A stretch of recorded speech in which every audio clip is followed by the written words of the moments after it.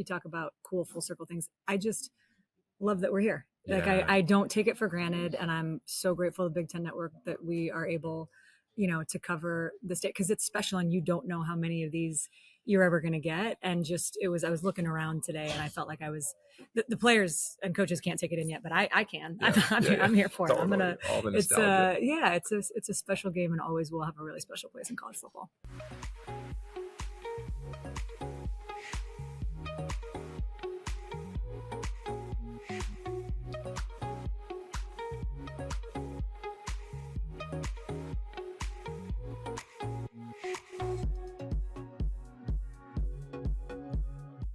All right, welcome back, or welcome to Y Option. I'm Yogi Roth here in LA, but at the Rose Bowl Media Hotel in downtown LA.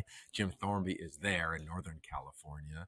We're going to preview, of course, the CFP games. We're going to talk about the bowl season that just it continues on, but there's a little bit of drama there. We'll talk about Cam Ward, of course, Heisman finalist Cam Ward, and Jim, we bring on a repeat guest in Ashley Adamson.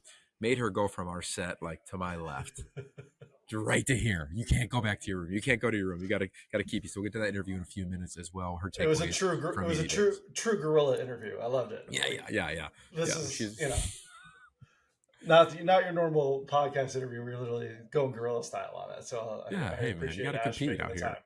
Yeah, I almost did it to a couple other people, by the way. I almost put a couple in the can. Don't think I already booked a few guests. Pete Thamel, he'll be coming on in the off season. Yeah, I'm finding everybody. I'm doing my best Jim Thornby impersonation. So Jim, I'd be curious your take on what's going on at the Rose Bowl. I'll give you my take from here, and then we'll dive into the rest. Well, it's funny because I watched your guys' show on Big Ten Network before you guys came on to do this, and it was just kind of surreal. It was like old times, but also not like old times, just seeing the two of you on set together, but also just in a totally different context. So, I thought that was cool, but I was really impressed, not just by the candor of the coaches, but also the student athletes, how relaxed they were for all this. I know it's not,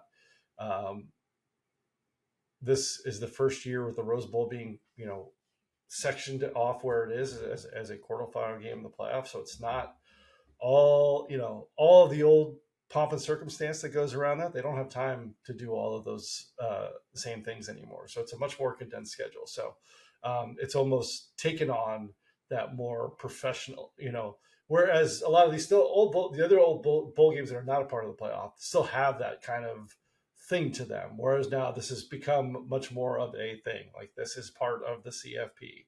So it was cool to still see them enjoying that portion of it. Yeah, I think you nailed it. That was my biggest takeaway. I think big picture was that, there is no Lowry's Beef Bowl. There is no Disneyland.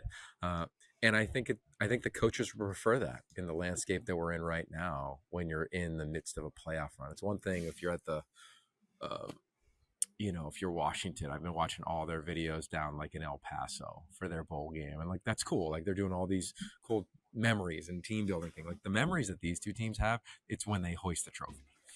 So it is a totally different world. And the NFL, the acronym came up a ton today in terms of playing a team twice. I talked to a couple people in the NFL. I talked to a couple coaches yesterday and today just to say, all right, what changes? And what was interesting, I don't know if it'll surprise you or not, but everyone I talked to said nothing. They were like, and if it does, you're in trouble. Right. You can't come out with something totally dramatically different. You can't come out with a totally different plan. You'll have a different wrinkle, but you just got to come out and play your best ball. And I thought that was cool from talking to an assistant and a head coach in the league. And it was just kind of fun to hear what they had to say. And then talk to Ryan Day and Chip, who'd spent time in the NFL as well earlier. Because it is, if you look at it, the other bowl games are the culmination of your season regardless. You can just kind of leave it all on the field, have fun. At the end of the day, does the result really matter? Not that you don't want to win the game. I'm not trying to downplay that part. But at the end of the day, win or lose, it's one, an experience for your current student athletes. Two, a chance to see almost like a kind of an expanded spring game in a sense, because you're getting a chance to see guys, especially with the transfer portal now and so many guys leaving here and there or whatever, that you're getting to see guys and giving guys a chance to kind of prove, hey, next year I belong on this stage to do that. Whereas in these CFP games, like, you're hoping it's not the culmination of your season. Like, you want to be playing 2 more games, along this run. So I think that goes along part of that mentality with that. Yeah, yeah. I think the current bowl games are so unique because you lose your half your roster, you're building half your roster. Like every story's different. That's why I'd be so curious to watch like Alabama, Michigan compared to Washington State, right, in their bowl game. Like it's just they're so unique, even to USC to that point. I think let's get into the Miami thing, and then we'll come back on these CFP games. So Miami plays. We love Cam Ward. Was with him at the Heisman. We've covered him for many years. Mario Cristobal saw him in New York. They play their bowl game. Cam plays the first half, balls out. I turned it off after halftime because I was like, let's move on to the next game or go do something with my kids, whatever. Like I'm thinking it was a fun game, and I'd called Iowa State this season. So I had a little, lean to Rocco Beck, of course, like just tracking the scheme and the team that you prepared for in a game earlier. But I was like, all right, we had stuff going on or whatever. He saw him set the record, and I was like, all right, it'll be a shootout, but Miami will probably win. And that was just kind of it. And then boom, he doesn't play in the second half. I thought he got hurt because I tuned in the last like 2 minutes because he got that alert that was like, great game. I'm in a museum with my dad and brother. That's how I finished watching the game. And we know Emery from the Elite 11 as well. So I just wanted to kind of see how he finished. And then it seemed like drama unfolded. You were caught up in a little bit of that. I saw on the internet. Yeah. But curious, give us big picture, and then let's have the discussion around playing in bowl games or not. Yeah, I mean, I think the thing that I took away from it is, like the year before. I mean, it's not like this is new. This particular, to your point, this particular instance is unique, but it's not like we haven't seen players opt out of games before. Whether it was go back to Christian McCaffrey and Leonard Fournette, or last year with Caleb Williams, he opted out of the game, but then was still on the sideline in street clothes, cheering his team on and stuff like that. It was cool because then you got to see that was now USC's opportunity to see Miller Moss. While he was there, he threw the 6 touchdowns in the bowl game. So they are thinking, okay, we're good going into this. You got a couple of different situations this year. You got like Shedeur Sanders played the entire Alamo Bowl game. I mean, the entire game. Even they were trailing 27-0 in that game. They touchdown with like a minute left. 2:17 left. He threw a second. Travis Hunter, I think, right? No, Travis was the first touchdown, but the second touchdown was with 2:17 left on the clock. They lost that game 36-14. Everybody's got their own business decisions to make on this level. Bo Prabula from Penn State, he decided, I'm going to go in the portal because Drew is going to be the quarterback again next year. I need to find an opportunity myself. And this is the only time, like, unfortunately, the way that the rules and the calendar are set up, like, this is when you have to go. So again, they all have their, Devin Brown with Iowa State, he's also going the portal, but he's staying with the team to kind of do it. So it's all also unique. But the one thing I don't understand is the criticism of the player. Now, when you're watching this, I mean, it's very clear, even though not stated by Mario Cristobal after the game, that all along Cam was just going to play the first half. There's people are like, oh, he got the record, then he bounced. Well, he got the record, and then he threw 2 more touchdowns after that. So it wasn't like he threw the touchdown pass and it was like, boom, I'm out. But in some ways, like, I think this is, I mean, in my weird brain, it's almost like a strategic move for Mario, because you get to now do 2 things from this game. You get to say that you coached the all-time TD passing leader until possibly Dylan Gabriel, passes him here if the Oregon is able to play a couple of games here. But you're able to use that in recruiting to go out and say, hey, he broke that record for us, blah, blah, blah, blah, blah. And at the same time, you're also able to see a half of Emory Williams in this situation playing. He didn't play very well, 5 of 14, 26 yards, threw a pick. So I think, I'm sure probably I don't even want to make an assumption on what would have happened if they decided it. But I can tell you what didn't happen was they get to halftime and Cam goes, "Yep, I'm out," and Mario's trying to get him back in the game. Like there's no way that that's what happened in that situation. So I don't understand people that are like, "Oh, he quit." He didn't quit. Like this is obviously something that was you can't quit on something that was prearranged. If Mario had a problem with it, he shouldn't have had him play at all. But I think it was cool for him to set the record. I have no problem with it. Again, it's the Pop-Tarts Bowl, and not to denigrate the Pop-Tarts Bowl, but at the end of the day, like that's not going to be Miami now. Once Miami doesn't make the playoffs, they now just have to shift focus to how do we make the playoffs next year, and I think that was a step towards that. Yeah, that's well said. I pretty much agree with all of that. I also think that the staff, again, we don't know, but I would presume that they had this plan for a while. So Emory Jones got to practice a lot too. Because I what I don't like is like, okay, you see a quarterback for a half and you make a decision on a guy who's been in your program for 3 years. So I would imagine they were like, okay, let's see him in practice every day. I'm sure his reps were dramatically higher than they had been all season. Obviously, that was a plan. I'd be curious, like how much of the rest of the team knew that was going to happen, because you do have to safeguard against it getting out, right? You don't want to say like Cam Ward's only going to play a half. You don't want to, people might be frustrated that they didn't know that in advance, but what would the benefit of that be? And even from a strategic level, you're not telling the other team, "Oh, our quarterback's only going to play the first half." Like you keep that close. You keep that close to the vest. The only people that are going to practice are having any idea of what the real situation is. Yeah, I'll be curious moving forward. Like, these bowl games. Like, on one hand, we love them because they're just fun football.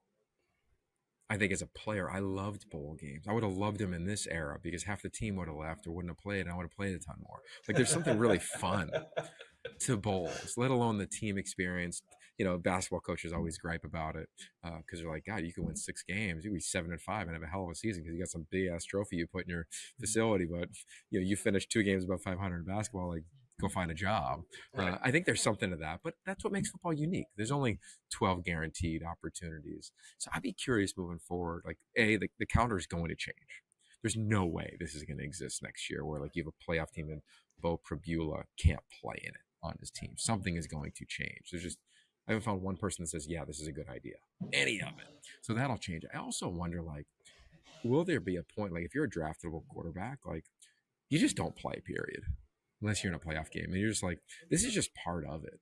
And I think there's something that I like about that. I did like what happened to Miller Moss last year. I do like what happened to Emory in terms of having the opportunity to play. Like, I think that's a really cool element if you're one of those big time draft picks, And on the flip, I bet Colorado fans, like, how many of us would have predicted that Shedeur Sanders would have played in I don't want to call it the Alamo Bowl meaningless bowl game, but in a non-CFP bowl game? I wouldn't have said yeah. I would have said hell no, but he did. So I think to that point, there's something like that. We like the nostalgia and we bring it back a little bit in football. So yeah, I guess I'm kind of torn on it. I still lean old school, but I don't gripe like so many do when Christian didn't play or if Cameron plays a half. I think those takes are way like out of reality, because if he got hurt, what would you say? Right. You can't have it both ways. That's the thing. At the end of the day, like you can long for the old days of the way it was, but you can't kill the player for making sure to protect himself for the future. I mean, there's just way too much money involved. It's funny. Some guy like responded like, "Oh yeah, well, what about if in the getting on the Twitter of all the stuff?" I was on my pickup basketball team, the guy could like get hurt, and it's like, bro, like we're talking about like probably like $40 million or whatever that could be up for grabs here. Like you don't mess with it. Like that's, in theory, like you're going to college to prepare most people are going to college to prepare yourself for your career. That is what you have done. You have set yourself up to be now an elite professional athlete. Ready, set, dream cabin nestled in the woods. Just 4 hours to go. New job halfway across the country. Butterflies before a first date. Wherever you go, 76 fuels all the ways you go, go, go. I think if it was a playoff game, people would have a much different, vibe on this. But in a non-CFP bowl, and again, I probably even went to the exhibition or meaningless. Like, I don't want to denigrate the bowl games because it's still fun. Obviously, all these games are getting over a million people watching all the games, regardless of what the game is. So I don't want to like denigrate that because it's still a great experience for those student athletes that are getting to play in those games. But it's just I don't understand the killing of the players. I love the 2 drops that you've had, the 2 student athlete lines, I, because it's still there. It's still still there. Look, it is true when you go on these campuses, like you're around them. When I meet, we interviewed Dylan Gabriel today and Emeka Buka and all these amazing young men that do go to class, and it's a professional model. And I think that's the problem with the gray area of right now. Do they play? Don't they play? Should they play? Shouldn't they play? It's like, yeah, you owe your school, but do you owe the school if you've been there for a year? Like, no, you don't owe the school anything. Like, other than like, you want to be really proud of where you went to school, but it's not like it was 5 years ago or 20 years ago when I played, like where that was the place where you came in as a freshman and developed and were on scout team. And then like those stories aren't being told very often. And when they are, they're so obvious. It's Bryce Betcher. It's so obvious, right? It just doesn't really happen. So I think there's a part of the fan base that we love college football for the nostalgia. Here I sit at the Rose Bowl media days. This is like the most nostalgic there is this year. It's old Pac-12, new Big Ten, old Big Ten. Like it's awesome. And we should hold on to it and accept that like this thing has moved forward. Yeah. And the sport's going to continue to move. Okay, so let's us continue to move as well. Yeah, let's exactly. Let's hit these games. Yeah, I've learned. Okay, all right. So we've got some really fun games. Let's go in order of the games. So tomorrow night, New Year's Eve, right? It's the Fiesta Bowl. Penn State, Boise State, in Arizona, which is just so unique. And then the following morning, the team from Arizona plays Arizona State against Texas. Let's start with those 2 games. And again, Jim and I were just in New York City with Ashton Genty at the Heisman Trophy. I was at the Big Ten title game with you as well with Penn State. And those both feel like they were 6 months ago. Seriously. Yeah, it's funny because like it's odd that with the Fiesta Bowl, like these are 2 teams that have a great history with the Fiesta Bowl. Boise, they're 3-0 all time at the Fiesta. And if you think about the most memorable moment in Boise State history, is, the Statue of Liberty play, Ian Johnson getting down on a knee and proposing to the cheerleader, like the whole deal, like that was Fiesta Bowl. And then if you think about Penn State, like their biggest win in the history of that program was beating Miami in the national title, picking Vinny Testaverde off 5 times in the Fiesta Bowl. So, I mean, these 2 teams are combined 10-0 in the Fiesta Bowl. So it'll be funny that like that this is where these 2 teams meet. Obviously, I've definitely been a doubter of Penn State all season long because I think I've been waiting for that one game where I'm like, boom, that's it. Like Ohio State and Tennessee, like where I saw the one game where like, oh yeah, okay, I see it. They are head and shoulders above those other teams. And you look at now their performance against Oregon in the championship game was the one I think they kind of was like, oh wow, they're a lot better than I thought they were. Now, they had a significant score advantage over SMU in the playoff game, but I didn't like come away from that game thinking that like, oh, Penn State like dominated game.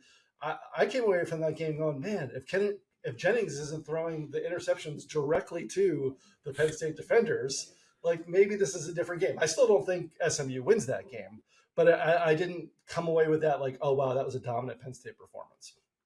And now, obviously, Ashley Genty, he's going to be, he's trying to get to reach Barry Sanders' record for single rushing yards in a single season. Needs 131 yards to do it. Penn State, they got the 7th best run defense in the country. So that's going to be definitely an uphill challenge for him to get that. The one thing that I thought was interesting, though, when you go back and look at Boise's season, their defense had the best performance against Oregon as far as like from a yards perspective. They held Oregon to 352 total yards. Now, obviously, the Oregon in week 2 is not the Oregon that we're seeing now, and that team has improved a lot, but still, their defense played pretty well in that Oregon game. It was the only game that they lost this year. So it'll be interesting to see if their defense is able to kind of repeat that level of play against Penn State. Yeah, I'd love to see Penn State find their way on a path to the national championship game. I think the CFP was built for them, right? Like how many times, and now being in the Big Ten, have I heard and have we talked about, God, if it wasn't for Michigan and Ohio State, right? And they couldn't beat Ohio State again this year. They didn't beat Oregon. And I've known Coach Franklin for a long time. Andy Koldnick, he's become somebody that I really enjoy being around. And Drew Aller, I think, has grown as much as any quarterback from last year to now. And how much fun would it be to see Boise State get a win? The thing that I'll be curious about, and this is what Boise State has to gauge against, Indiana, Notre Dame, and Kurt Cignetti said it out on air afterwards. He said, we just didn't have the same caliber of player. Like if you put the rosters together, every staff does this where they say, all right, let's list our 1 through 22, and we got to find a way to play all those, right? If you did that for both of these teams, other than Ash and Genty, everybody you're picking is on Penn State's team, probably for the most part. Like I just wonder, like as the game goes on, if Penn State's athleticism, physicality, all the things that they are top to bottom as a team shows up. So you can't have any unforced errors if you're Boise State, because that's where you get exposed, right? They're going to have to throw the football. Like Abdul Carter, Zane Durant, and Ida Sutton, this front seven is real, and they're going to do as good of a job trying to stop Ash Genty as anybody. They've had time to repair. I don't think they'll completely stop them, but they'll slow them down. So what does Boise State do in the pass game? They've been up and down. There have been games where they've completed 50% of their passes. There's been games where they've completed 70+% of their passes. So that's going to be the game. And then can they steal a turnover too? To your point of the defense, if they can do that, they'll have a shot. I'll be curious if Boise State takes a ton of risks. Is it a surprise onside after their first score? Like those are the things that I wonder, like, do they really believe? Like there's an adage, I think it's Lou Holtz who said it was like, if a team tries something like that, I know they don't think they can beat us. I don't agree with that, but there's something to that. And I think Boise State needs to steal a possession. I don't think they can just match up and roll, but we'll find out. I can't wait to watch it. I love that it's kind of in its own stage on the, I don't even know what day it is. I'm saying Friday night, but it's like Tuesday night or where the heck it is. Yeah. Okay. Well, you got New Year's Eve. That's the there you go. just call it New Year's Eve and you got it. You set it and forget it. Right after the game. Okay. Let's save the Rose Bowl for the end. We got Ashley Adamson coming on. She's going to preview it as well with me from Rose Bowl Media Days. We got Texas ASU, which is just really cool. We got Sark, Kenny Dillingham.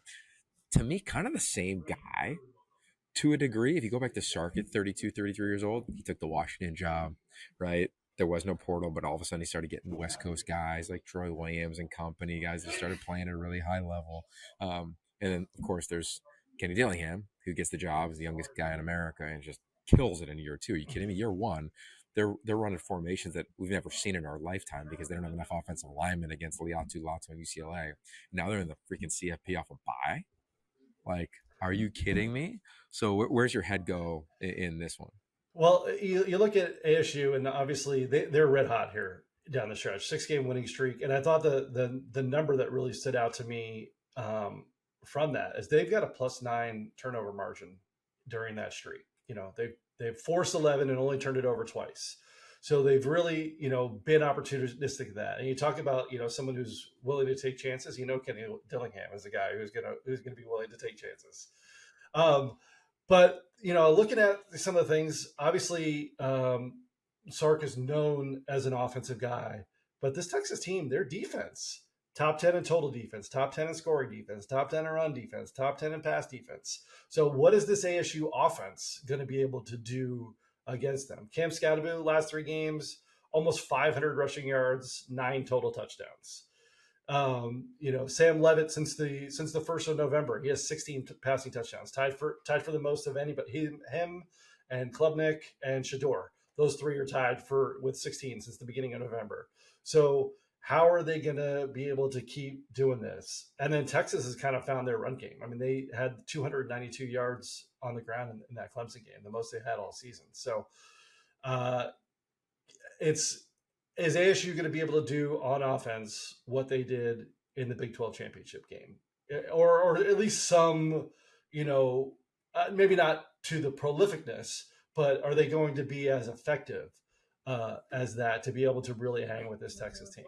Yeah, I go back to the same. I hate to say it, but like I think in these playoff games, I'm not a fan of like it's not an invitational. The best rosters don't get invited. But if you have one of the best rosters and you win and you're here and you get an invitation, like there's a reason. That's Texas. Yeah. Right? Arizona State, I mean, think about what they've been able to do. It's been impressive. They did it in a league that is a mishmash of similar teams, right? BYU, Arizona State, Colorado, Iowa State, Kansas. Like, there's a version of themselves. And to your point, Arizona State has caught it, and they've ran with it. Cam Scatterwood being the leader there. I do love Pete Kwiatkowski versus Marcus Arroyo. Marcus, I'm such a fan of what he has done. Same deal with Pete. In his time at Texas or at Washington, we've seen Marcus at his stops at Oregon, UNLV, and now here at Arizona State. They know what they're going up against. The Arizona State is not going to just run their offense. Like, they're very aware of the monsters that they have to go face on the defensive side and that defensive front. And that's what it'll be. XO-wise, it'll be such a joy to watch. It'll be awesome because you are looking at, like, for the nerds out there, the Jeff Tedford disciple of Marcus Arroyo. Like, Marcus Arroyo in his early 30s, he was calling plays at Tampa Bay Bucks when Jeff Tedford first had to step away from the game due to health reasons. Like, he is phenomenal. He spent all of last year touring the country to the best offensive minds in football. I mean, he is big time. Sark is as well. And then you go to the defensive side of Arizona State, Brian Ward, huge fan of him. I love that those two guys have gotten the money they deserve in the contract extensions that they have earned to stay at Arizona State. The thing that I'll be most intrigued with, though, is Sam Levitt. I mean, he had a quote this week that made me say, I love it, but I don't love it. Where he's like, I'm going to prove I'm the better quarterback. And that's out of I think every quarterback, you want to have an edge, especially playing for Marcus or Kenny. You're going to have that cultivated. But it's also out of character. To me, when I heard that, I was like, ooh, bro, he's not even on the field when you're on the field.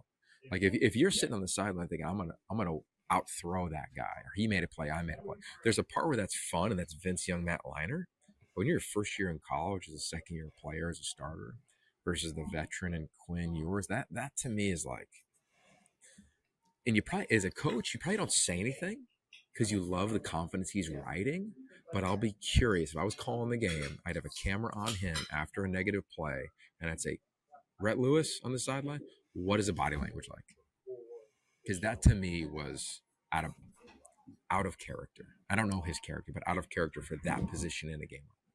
And to his credit, when Quinn Ewers was asked about it at their media day, he was just like, it'll be a fun matchup, whatever. Like, he really downplayed it and kind of let him off the hook with the whole thing, like not trying to make a thing, because that's a much more a veteran move, to your point. Yeah. Okay, let's talk about veterans. Georgia's a veteran in the playoff. They don't have a veteran at quarterback in Carson Beck. I love this for the SEC. And then Notre Dame. The biggest question, I picked Indiana. Was wrong about that one, obviously. I did not think that Riley Leonard was going to have the performance he did for Notre Dame. And now you get like a matchup that I'm saying goes Notre Dame's way. I know, don't bet against Kirby, and they'll do it a bunch of different ways. And I get it. Like, they're built for that. They got a quarterback that's capable. But the first thing I thought of when Carson Beck wasn't in the game was, where is the one-time starter at Arizona State who transferred there last year? I had no idea who their starting quarterback was in Gunnar Stockton. Or I didn't know he was the backup, I should probably say. I don't track it well enough to know who the number two is.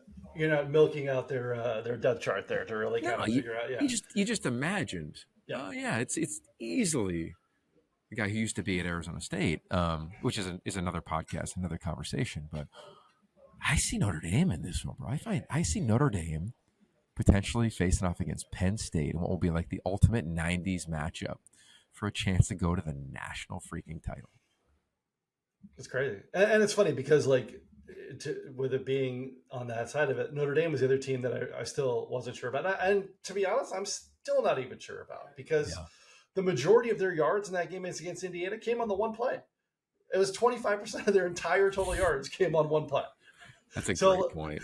So, like, Yes, I think they proved that they were the better team in that game, but it wasn't, to me, it wasn't as significant as maybe others would have thought. But I think the point to with Stockton is that he came in, didn't really do a whole lot in that SEC championship game. And the one stat that where I was looking through Georgia's notes has been kind of how much of a slow starter the team has been this year. They've had 6 games this year where they did not score in the first quarter. They've had 4 wins this year where they trailed at the half. Now, that's with, I can't remember what the score at the halftime was of the SEC title game, but let's just say that all of those were done with Carson Beck as your starting QB. So if they get down early with Gunnar Stockton, is he going to have that confidence and that just poise to be able to lead them through? Whereas the rest of the team will feel probably comfortable in that situation, knowing that they've all been there so before this season. But whether or not how Gunnar is going to respond, if that becomes the case in that game. Yeah, and Notre Dame's defense is real. Their run game is real. But either way, if I was ranking teams in the playoff, I would go with the 2 that are playing in the game right behind me. Oregon, Ohio State, 1, 2. I put Texas at 3. I put Penn State at 4. These would be down the line, these 2 teams. So I'll be curious to see how that shakes up. All right, let's get to the matchup at hand. Rose Bowl. Ashley Adamson coming up here in a minute. We just finished media days here and in downtown LA. Tomorrow I'll be at the Rose Bowl with Urban Meyer and Kenyon Barner. And then we got a pregame show and a postgame show. I got a variety of roles, Jim. I'm going to be interviewing players on the field. I'm going to interview the losing coach, and then I'm going to be on the set. So I'll be running all game long. But for you, when you prepared for this playoff matchup against these 2 Big Ten teams, what are you thinking? Well, it's interesting. I mean, obviously, the first thing that your mind is going to do is think back to the game from October, and how are things going to be different from that. And it was interesting when you guys had Chip Kelly on set. He talked about how both these teams are completely different teams from that point. You have so much more film to watch from that. So I thought it was interesting that even though you have seen it up close and personal with your own eyes as a coaching staff, you're still taking all of that. It doesn't seem to outweigh what you're going to watch with all the rest of these games. Now, as I said earlier, Ohio State, I mean, that was a dominant performance against Tennessee. They led 21-0 at the end of the first quarter. It was the only game this season that Ohio State had against another Power 4, Power 5 opponent where they had 300 passing yards and 150 rushing yards. So, I mean, their offense was clicking on every part of it. And the funny part of it is they were coming off their worst offensive performance of the entire season in the previous game against Michigan. So, the last time these teams played, we saw all the stars do their thing. I mean, Will Howard was great. Smith and Ibuka were great. Dylan Gabriel, Jordan James, both receivers on Oregon. I mean, it was a total, it was the best game of the year in my recollection. Because everybody played at that high level. And how do they get everybody to again play at that high level for this one? Yeah, that's a good point. Tennessee looked shook in that game. We tweeted out that during the game, and I think it's a fair statement. And it's okay. It's a different environment on the road, playoff atmosphere, first of its kind. Oregon will not feel that way. My takeaways today, before we get to Ashley Adamson, Oregon, I think, right below the surface, feel like, people still don't believe in us. Yeah. And they don't care if you do. And I think that's the bigger part. And it's not like, screw you, we don't care. It's like, you don't matter. Like, it doesn't matter what we think here or what, another pundit might think. I think they're really keyed into that because they didn't play well their last time out, especially on defense. They left stuff out there. So I think that's something that's really noteworthy for this game in that regard. I think on the other side, for Ohio State, they feel like a totally different outfit. Being there in training camp, it was the best roster I'd seen since I coached at SC. The competitive depth, how talented they are, etc., was just phenomenal. And then you watch them in the season, And when I studied all their games, like I went like last night, I watched every pass and every run. And then I watched 3 full games. And I'm like, they're not consistent. They're not consistently elite. There's moments where they were special. And then you go to the Tennessee game. So you're saying, well, why? Why are they so different? Well, you heard Herb Street say it in the broadcast. There was this players only meeting. I interviewed a bunch of guys, as you heard today on set. I'm sure it's on YouTube somewhere. I asked about it.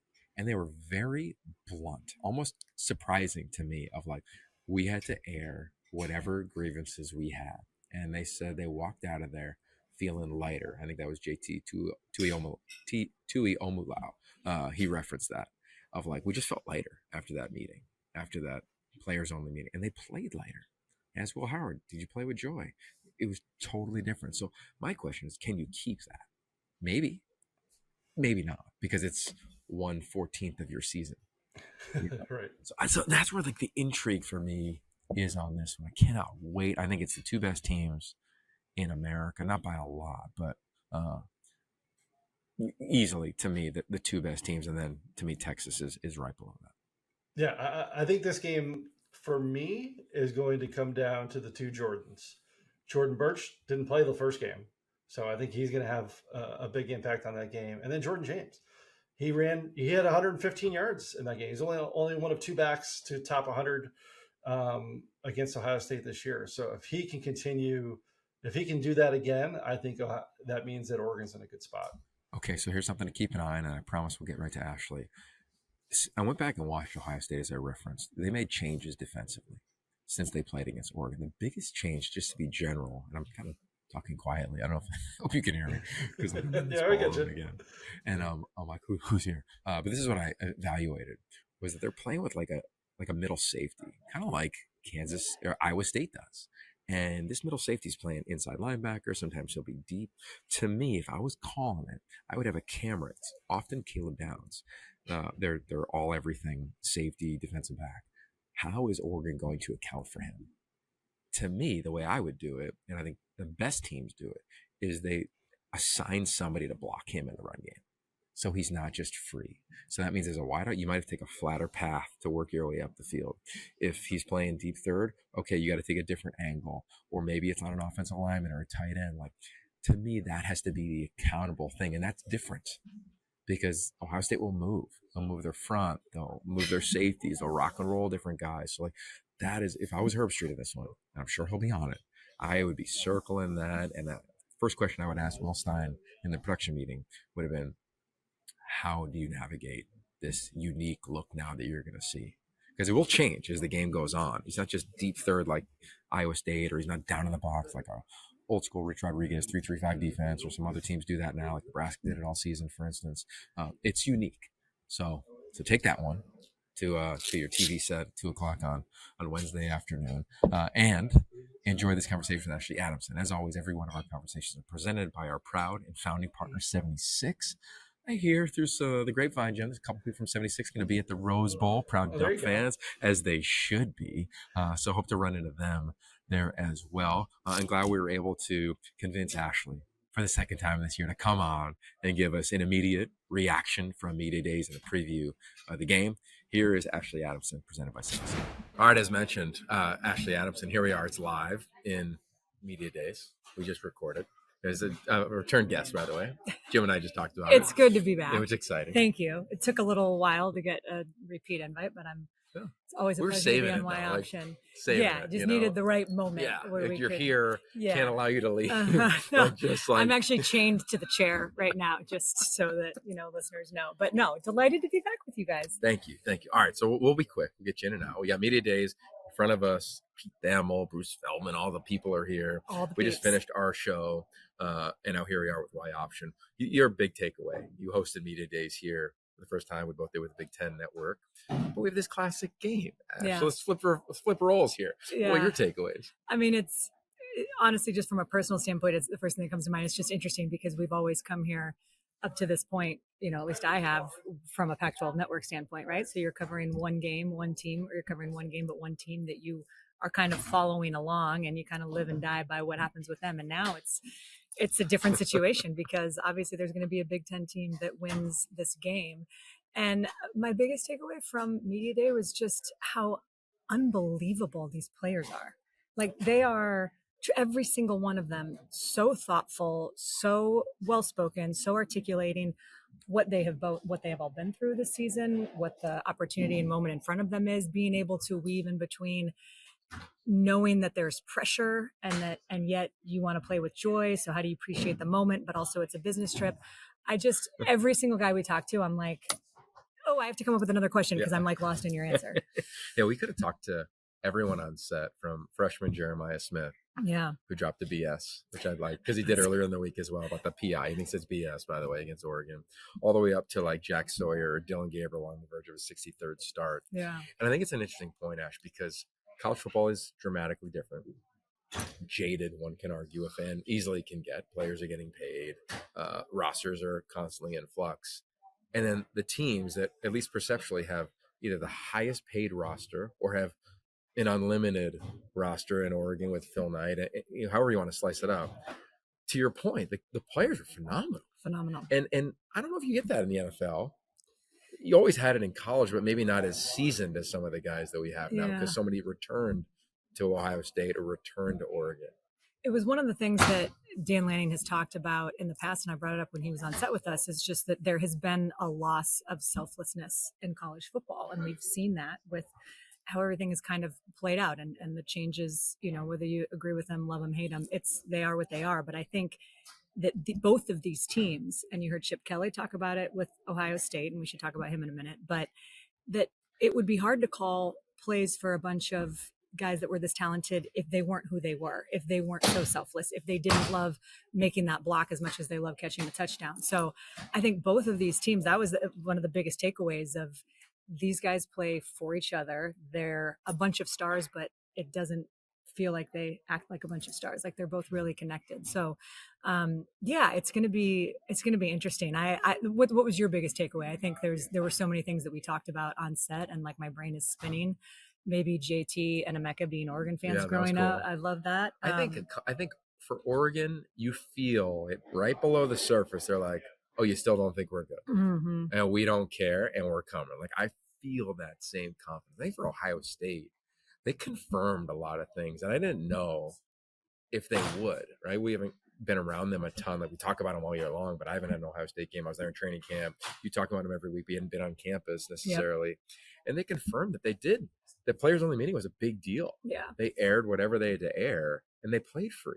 Now, can they carry it over? I think that was like my biggest takeaway, is they like kind of admitted that, yeah, man, like it's a big deal to play in Columbus. And after that meeting, they were able to exhale, and they balled. They're easily not only the best, but you saw smiles through their face masks. Right. And I think that was the biggest thing we talk about, what's the rest versus momentum. You get a first round game and you play like Ohio State played against Tennessee, and it felt like they were able to completely wash that Michigan loss away. And it was a whole new, it was a reset button. And Oregon, they've had more time. They're going to have more time to be fresh. They're going to have more time to get dialed in, but I'm not worried about the Ducks losing their edge, because Dan Lanning is their head coach, and they've got all those guys in the locker room that I don't ever see any of them losing an edge. But their defense didn't play to their standard against Penn State in the Big Ten championship. And so there's a bunch of different ways you can look at the motivation with both teams. The Ducks, I'm sure that they're happy to be playing Ohio State again. That the Buckeyes wanted Oregon again. And I think we all sort of wish that maybe this matchup was happening later in the play. That's the only thing that I don't love about this. Do you wish they played in the Big Ten title? No. I think it. Well, you don't want three. I don't. Three was too. Three was too many. It would have been like LSU, Alabama. Right. It was just too much. But I do think that. Yeah, it's all. The only thing that I don't love about this game is that it doesn't feel like it should be a quarterfinal. To your point, it feels like the national championship. I think you could make the argument that whoever wins this game will certainly be the favorite to go win the Natty. And you talk about Oregon with the chip, like they're underdogs in this game, which for people who pay attention to that stuff, I don't know if Y option listeners do. Maybe Jim does. I don't know. Yeah. It's a good point. Like maybe in the AP, the loser of this game is going to sit at number 2 if the other one wins it all. Yeah. Okay, before we cut you loose, because I said only 3 questions, you referenced Chip Kelly. I think that's a really cool dynamic. Yeah. He doesn't want to play it up, but we can. Coach at UCLA, the Rose Bowl's their home. Coach at Oregon, played in the Rose Bowl, and now he's calling plays at Ohio State. Like, what did you sense from him in that regard as he joined the Sunset? That he was just the same old Chip, like in the best way. I think back to my first interaction with him. It was our very first show that we did for the Pac-12 Network, and Mike Young was interviewing him. And I just remember being like, I'm so glad that I don't have to do this interview because I was so scared of him. Like I felt like it was Chip Kelly. And just the way that we've gotten to know him and talk to him about the game and about players and stuff beyond the game. And I think that's why, I know you guys have a great relationship and you've learned a lot from him. And I think it was just like he's the same old Chip, and he's in a different role now, but how full circle is it to be able to be back in LA? I love that he was like, I don't even know if I'm gonna be able to stop by my house.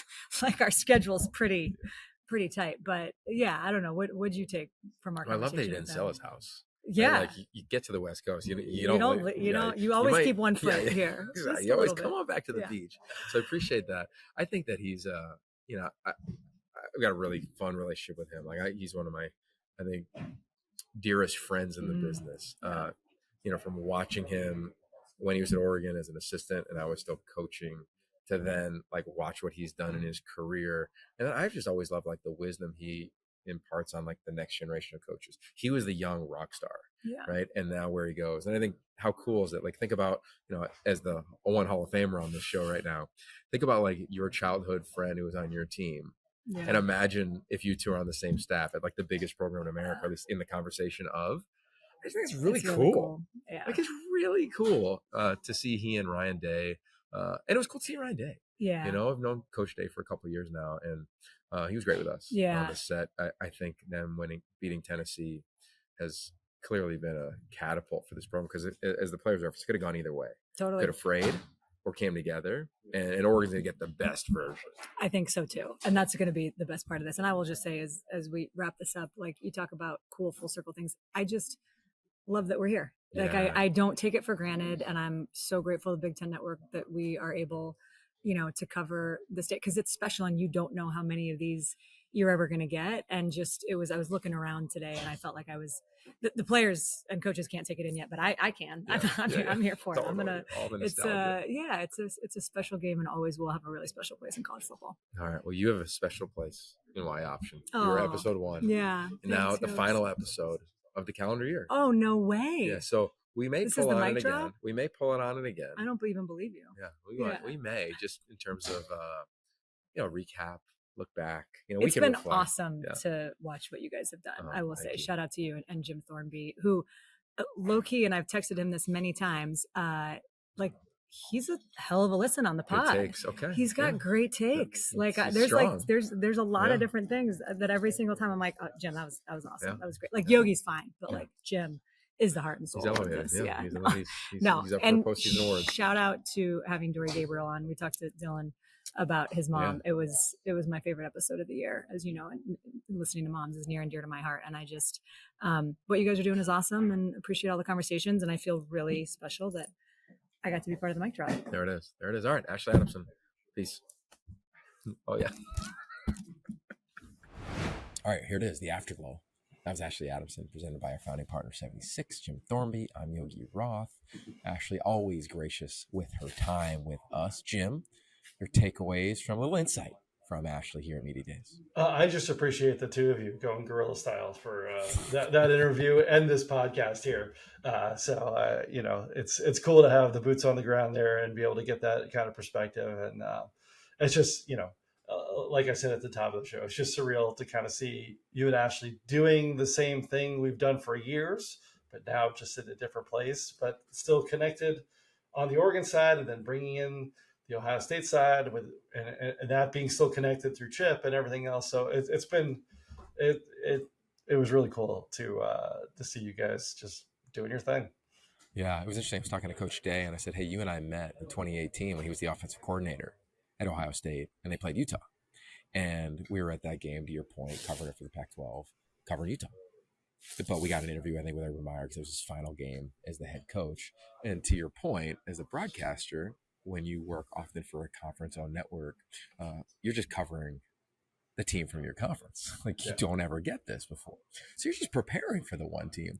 And that's what made today really cool. I mean, we did 2.5 hours of live television where you're dialed in on every storyline for both teams because that's the job and the responsibility, which we take a ton of pride in. And it was just really fun in that regard. And it felt almost like, I'll go back to how we started. It felt like the NFL. Like this is a Super Bowl you're not just talking about one team, right? You're talking about both teams. That's what it felt like today. So that was really just a cool experience. I hadn't had that. Another cool experience is as we're setting up, a photog that we've seen forever here at the Rose Bowl comes up and he goes, "Oof, I got to get a picture of this," because there's just Ashley and I with a different white flag. Same people, different deal. And I'll go back to how we started even this entire show. Is the best part about all of these endeavors, whether it was Pac-12, Big Ten Network, here at Y Option, it's always been the people. I've seen so many familiar faces at the Rose Bowl, people that have worked the Rose Bowl for now. This is my 18th Rose Bowl, Jim, as a coach or a broadcaster. That's a lot. Yeah. One was a fan. One, I definitely had a lot of pretzels and maybe a couple of waters in Michigan, USC in 03. And then I moved to Australia right after the game. We'll save that one maybe for the post-game show. But there it is. That's Ashley. Jim, thanks for doing it as well. This is our pre-CFP Quarterfinals episode. We'll be back with reactions and previews, of course, of the semis after New Year.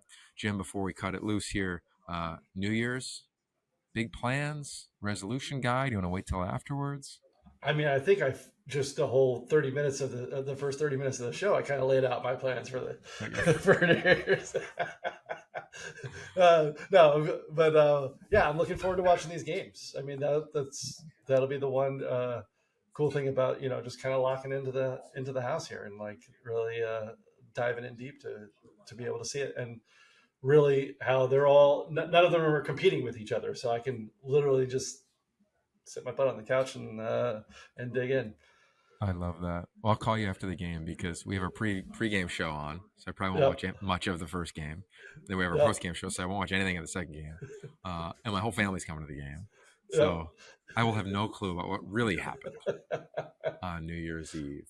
But I'm looking forward to it. And even, I think in college football, it's changed the dynamic of a fan.